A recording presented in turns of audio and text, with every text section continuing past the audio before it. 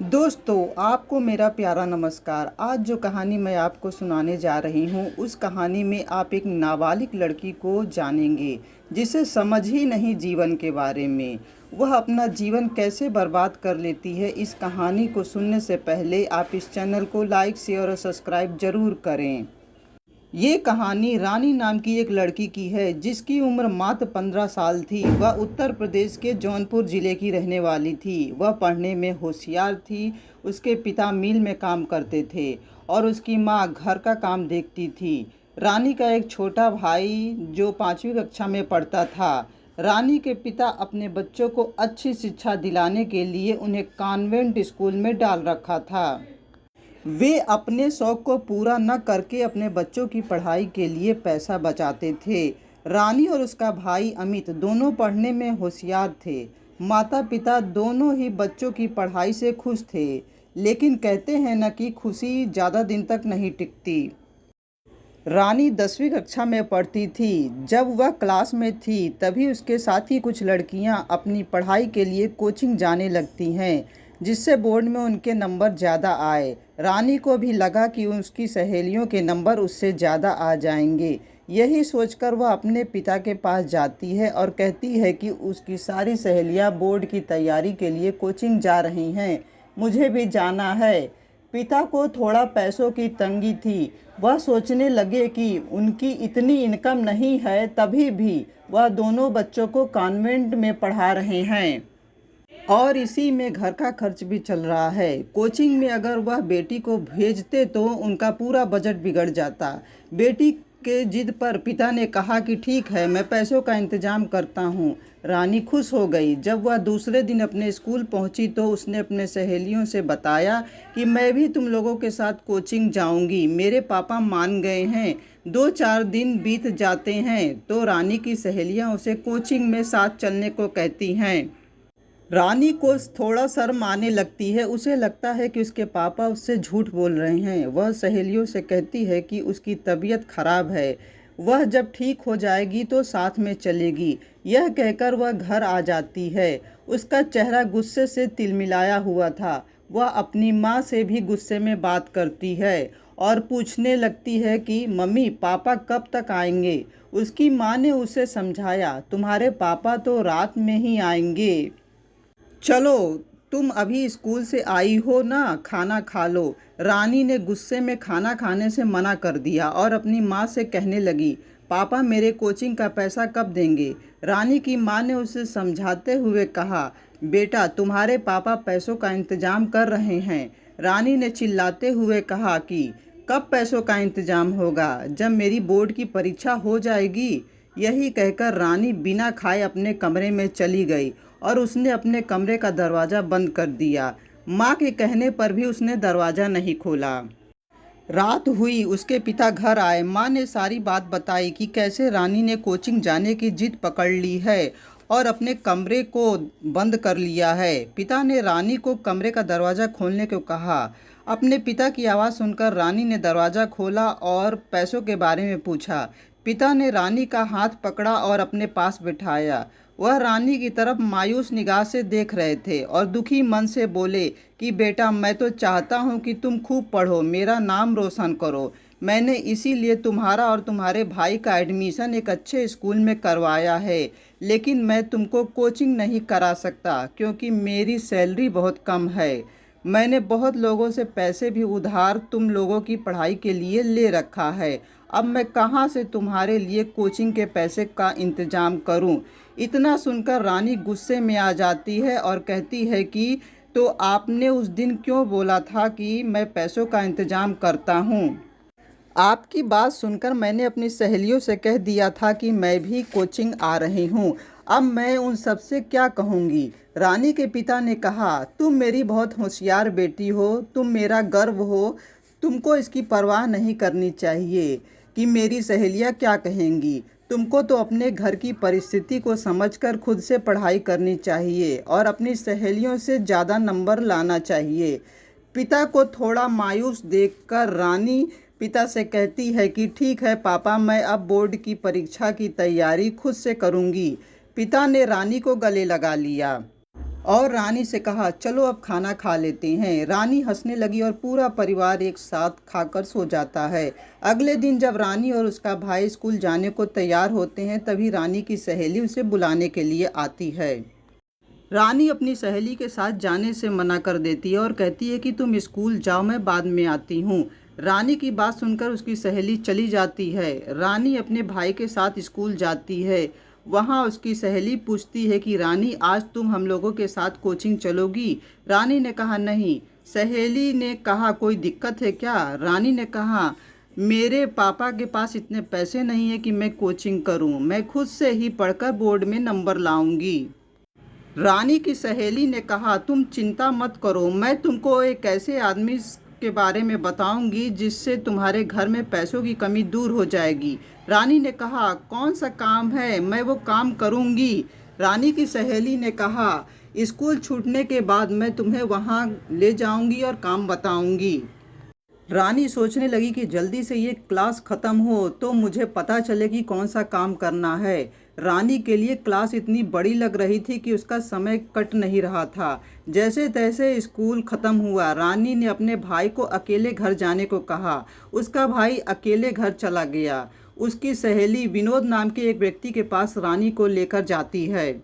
विनोद रानी को देखकर उसकी सहेली आभा से पूछता है कि ये कौन है? आभा ने कहा, ये मेरी सहेली रानी है, मैं इसे आपके पास काम के लिए लाई हूँ। विनोद ने कहा, ये काम कर लेगी? आभा ने कहा, इसे पैसे चाहिए, ये आपका काम कर देगी। विनोद ने रानी को एक पार्सल दिया और कहा, इसे तुम इस एड्रेस पर पहुँचा देना, वहाँ तुम्हें पैसे मिल जाएंगे। रानी ने वो पार्सल ले लिया और बताए हुए एड्रेस पर पहुँचा दिया। वहाँ उसे पैसे मिल गए। रानी खुश हो गई। उसने अपनी कोचिंग की फीस भर दी। इसी तरह वह स्कूल के बाद रानी पार्सल पहुँचाने लगी। रानी को यह नहीं पता था कि उस पार्सल में क्या है। उसे तो केवल पैसों से ही मतलब था। एक दिन जब वह पार्सल लेकर जा रही थी, तभी एक महिला उसे टकरा जाती है, जिससे उस महिला का सारा सामान गिर जाता है। उस महिला के साथ उसका बेटा भी था, जो 28 साल का था। वह दिखने में सुडौल शरीर वाला था। उसने भी कुछ सामान अपने हाथों में ले रखा था। वह महिला उसकी माँ थी। रानी का पार्सल भी गिर जाता है। दोनों लोग अपना सामान उठाने लगते हैं तो रानी का पार्सल वह महिला अपने पास रख लेती है।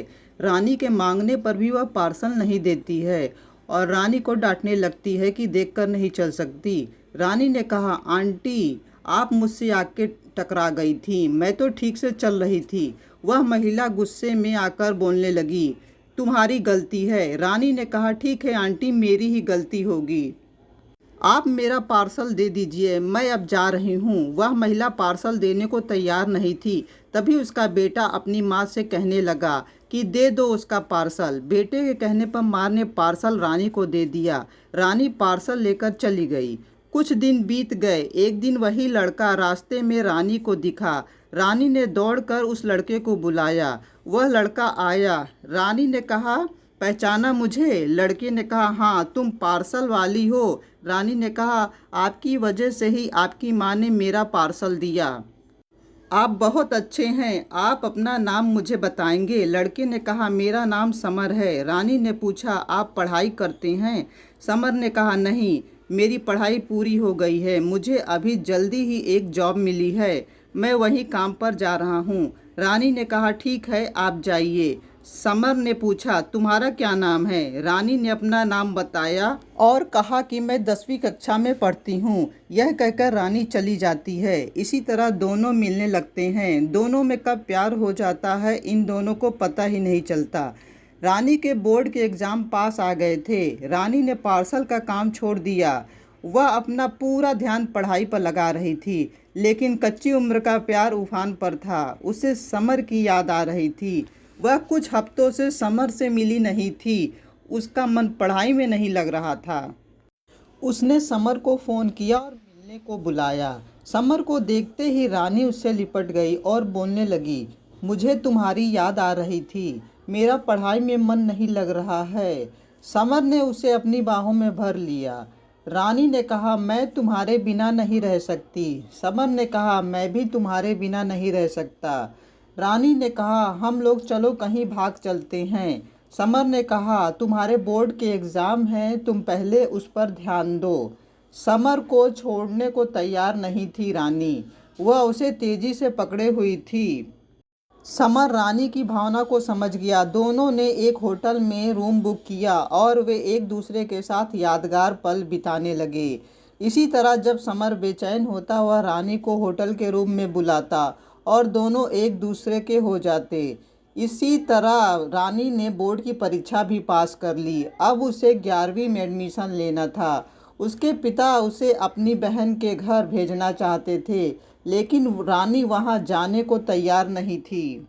रानी सोच रही थी कि अगर वह अपनी बुआ के पास जाएगी तो समर से नहीं मिल पाएगी। रानी ने अपने पिता को समझाया और अपना एडमिशन जौनपुर में ही कराने को कहा। समर और रानी का प्रेम परवान चढ़ चुका था। वे दोनों अक्सर होटल में समय बिताते। एक दिन रानी को पता चला कि वह मां बनने वाली है। उसने समर को फ़ोन किया और मिलने को बुलाया। समर रानी से मिलने पहुंचा तो रानी ने बताया कि वह प्रेग्नेंट है। समर यह सुनकर रानी से बोला, रानी तुम ये बच्चा गिरा दो, मेरी नौकरी अभी सेट नहीं है, तुम भी अभी 11वीं में ही पढ़ रही हो, अभी हम लोग ये बच्चा नहीं पाल पाएंगे। रानी जिद पर आ गई और बोली, मैं अपने घर पर सबको बता दूंगी, तुम भी अपने घर पर बता दो। मुझे मालूम है कि घर वाले गुस्सा करेंगे लेकिन बाद में मान जाएंगे। रानी के लाख कहने पर भी समर शादी के लिए नहीं माना। वह रानी से गुस्सा होकर चला गया। रानी घर आ गई। उसने सोचा कि अब मैं क्या करूं? वह बच्चा नहीं गिराना चाहती थी। वह बार बार समर को फ़ोन करती, लेकिन समर उसका फ़ोन नहीं उठाता था। एक दिन वह परेशान होकर समर के पास पहुंची। वह रास्ते में कुछ लोगों के साथ खड़ा था। समर को रानी ने बुलाया। समर रानी के पास आया और बोला, तुम तमाशा मत करो, ये बच्चा गिरा दो। रानी ने कहा, इसलिए मैं तुमको फ़ोन कर रही थी, चलो ये बच्चा गिरा देते हैं। समर ने कहा, ठीक है, कल चलते हैं। रानी ने कहा, समर आज हम लोग उसी होटल में चलते हैं जहाँ पर पहली बार हम दोनों मिले थे। रानी की बात सुनकर समर तैयार हो गया। दोनों होटल में जाकर रुके। दोनों ने अच्छा खाना खाया और होटल में आराम करने लगे। लेकिन रानी के मन में गुस्सा इतना तेज था कि वह समर को मारना चाह रही थी। वह अपने साथ नींद की गोली लेकर गई थी। उसने समर के पानी में उस गोली को मिला दिया और समर को पीने को दिया। पानी पीते ही समर सो गया। रानी ने समर का गला दबा दिया। वह यह सोच रही थी कि इसने मेरी ज़िंदगी बर्बाद कर दी। मैं भी इसकी बातों में आ गई। रानी ने बाद में जाकर पुलिस के सामने समर्पण कर दिया। रानी की ये कहानी ये दर्शाती है कि पढ़ने की उम्र में उसे जो प्यार अपने माता पिता से मिलना चाहिए वह प्यार वह दूसरे में ढूंढने लगी। उसे यह नहीं पता था कि वह इंसान कैसा है जिस पर वह भरोसा कर बैठी।